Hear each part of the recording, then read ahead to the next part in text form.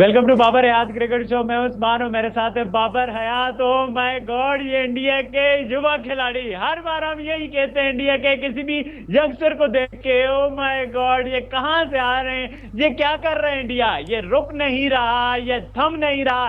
India कमाल पे कमाल किए जा रहा है। हमने मिड में बात की है सुदीप सिंह की, अवेश खान की, और अभी एक और साई सुदर्शन।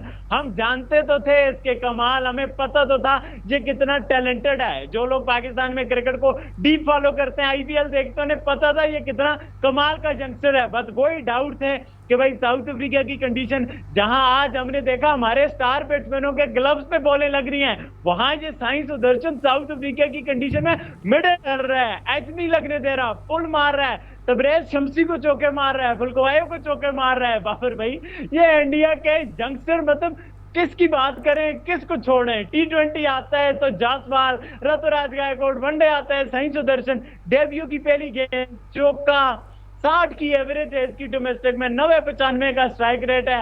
अभी ये लंबी रेस का घोड़ा लग रहा है बाबर भाई। जी हाँ, आप भी बहुत बिल्कुल बड़े फैन हैं, इंडिया के एक बिल्कुल और प्लेयर ने बिल्कुल हमें फैन बना लिया। बिल्कुल जी बिल्कुल। मैं तो साई सुदर्शन का तब से फैन हूं जब से मैंने इसको आईपीएल में देखा, और उसके बाद फिर मैं मतलब समझता हूं कि ऐसा कमाल का टैलेंट जो है वो छुपा के रखा है, ऐसे हीरे छुपा के रखे हुए हैं इंडियन क्रिकेट ने, कि जो जिनको एक एक करके अब वो जिसको कहते हैं ना कि अपनी गुथली में से निकाल कर दुनिया को दिखाया जा रहा है। आज यंग इंडियन टीम ने जो परफॉर्मेंस दी है भाई, अमेजिंग अमेजिंग। और मेरे ख्याल में पाकिस्तान के बहुत से क्रिकेट फैंस जो आज पाकिस्तान की तरफ से कुछ अच्छा देखने के मूड में सुबह को उठे थे, उनको पता नहीं था कि उनकी टीम आज बहुत बुरा करने जा रही है। लेकिन आज हमारे हमसाए जो हैं वो हमें दिखाने जा रहे हैं, सिखाने जा रहे हैं कि किस तरह से यंगस्टर्स को तैयार किया जाता है, किस तरह से उनको सिलेक्ट किया जाता है, और किस तरह से उनको मौका दिया जाता है,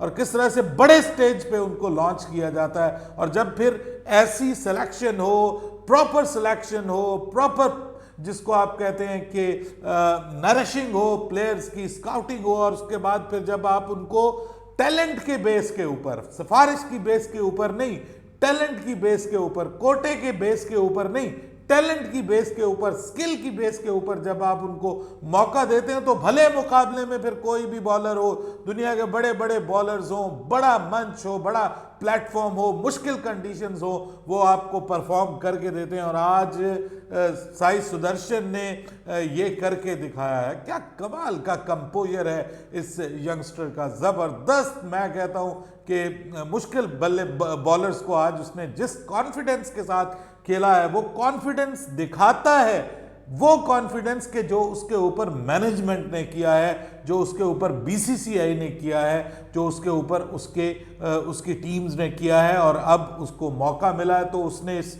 मौके को दोनों हाथों से ग्रैब किया। लेकिन उससे पहले मैं कहता हूं कि जो जो तारीफ इंडियन बॉलिंग की करनी बनती है ना सर, यहां पे मिनिमम जो एवरेज स्कोर है वो 287 के करीब था फर्स्ट इनिंग्स का, if I am not wrong 289 या 287 फर्स्ट इनिंग्स एवरेज स्कोर इस ग्राउंड के ऊपर। और उसके ऊपर जब आप मुखालिफ टीम को इतने कम रन्स पे आउट कर देते हैं, तो भाई फिर आपके पास बहुत मौका होता है कि आपको जब आपकी बल्लेबाजी आए तो आप इसको वन साइडेड अफेयर बना दें।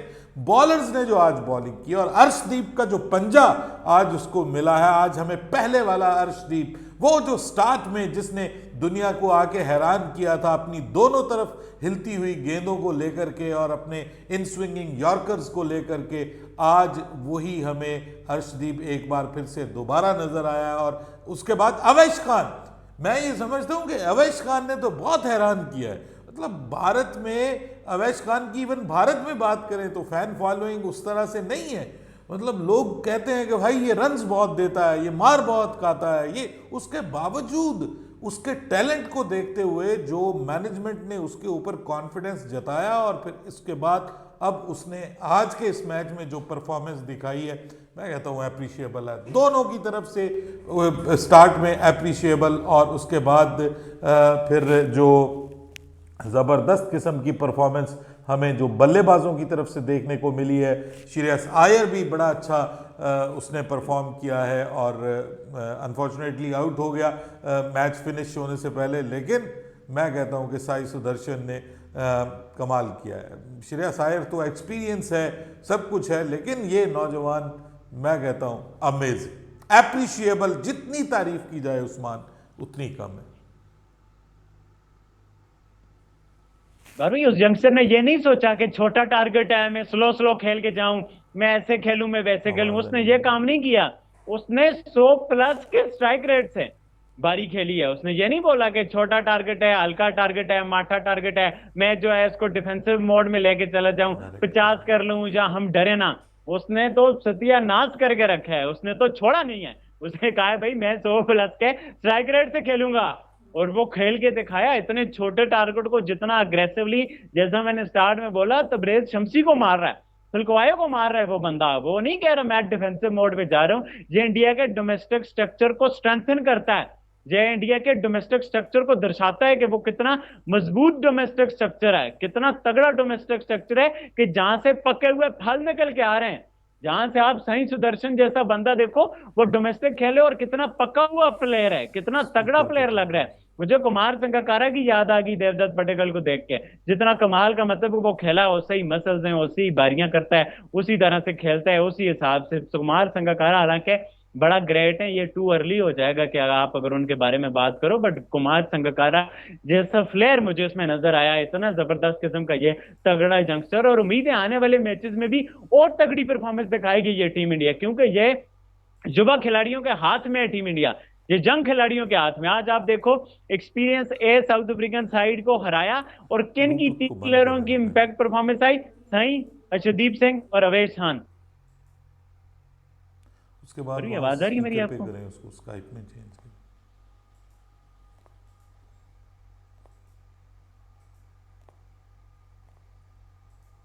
आवाज आ रही है मेरी क्या?